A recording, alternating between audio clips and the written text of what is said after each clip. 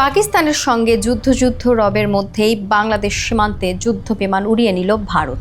২৬ April সকালে বাংলাদেশ সীমান্ত ঘেঁষা পশ্চিমবঙ্গ রাজ্যের আকাশে উড়ে যায় দুটি রাফাল যুদ্ধ বিমান। এদিন ভোরে কাশ্মীরের নিয়ন্ত্রণ রেখায় দুই দেশের সেনাদের মধ্যে গোলাগুলির খবরও মিলেছে। গেল ২২ এপ্রিল ভারত শাসিত জম্মু কাশ্মীরের পহেলগাঁওয়ে ভয়াবহ সন্ত্রাসী হামলায় প্রাণ হারান ২৬ জন। এ হামলার জন্য পাকিস্তানকে দায়ী করে ওই সীমান্তেই দুই দেশের মধ্যে যুদ্ধ সাজ চলছে।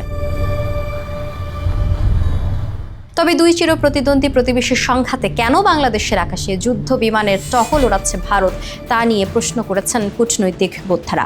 অনেকে বলছেন, ফ্রান্স থেকে কেনা এই যুদ্ধ বিমান ভারতের বিমান বাহিনীর সক্ষমতা অনেকটাই বাড়িয়েছে, তারই জানান দিচ্ছে মোদি সরকার। তবুও পশ্চিমের কাশ্মীর সীমান্তর পরিবর্তে কেন পূর্ব সীমান্তের যুদ্ধ সাজ, সে প্রশ্ন থেকেই যাচ্ছে। এর জবাব দিয়েছে ভারতীয় পত্রিকা হিন্দুস্তান টাইমস। প্রতিবেদনে তারা বলছে, বাংলাদেশে ক্ষমতার পালাবদলকে মোটেই হালকাভাবে নিচ্ছে না নয়াদিল্লি। সেই সঙ্গে চীনের সঙ্গে বাংলাদেশের ক্রমবর্ধমান ঘনিষ্ঠতায় দুই দেশকে সতর্ক করতে চায় মোদি সরকার।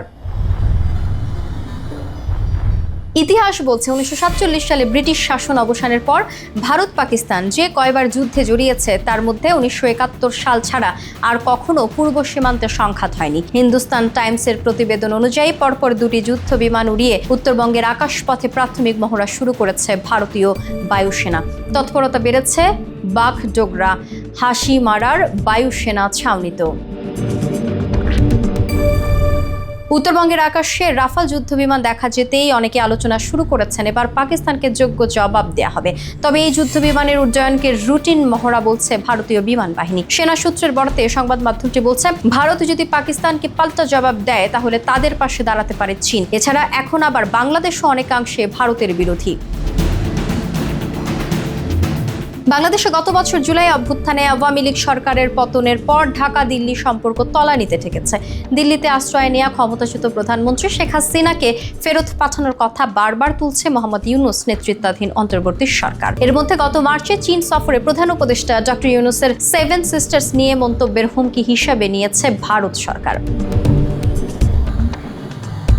দেশটির উত্তর পূর্বাঞ্চলীয় 7 রাজ্য বা 7 সিস্টার্সের জন্য সমুদ্রের একমাত্র অভিভাবক বাংলাদেশ। এমন মন্তব্যের পর ভারতের রাজনীতিকরা ধরে নেন বাংলাদেশের সরকার প্রধান ভারতের স্পর্শকাতর চিকেন নেক নিয়েই ইঙ্গিত করেছেন।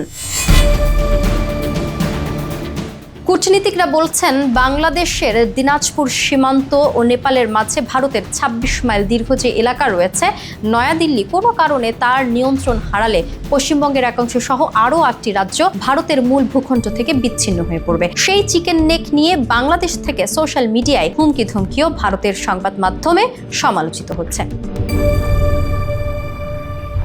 কাজেই এখন বাংলাদেশের সঙ্গে পাকিস্তানের সম্পর্ক যখন গাঢ় হচ্ছে, তখন ভারত এই উত্তেজনার সময়ে সব দিক ভেবেই পদক্ষেপ নিচ্ছে বলে দাবি হিন্দুস্তান টাইমসের। তাদের প্রতিবেদনে বলা হয়েছে, বিস্তীর্ণ চীন সীমান্ত ও বাংলাদেশ সীমান্ত দুটোই খুব স্পর্শকাতর। এই সুযোগে পাকিস্তানের সেনারা বাংলাদেশের মাটি ব্যবহার করে ভারতের ওপর আঘাত করতে পারে। তাই সেখানে ভারত রাফাল ও সুখোই 30 MKI স্কোয়াড্রন দিয়ে মহড়া দিচ্ছে।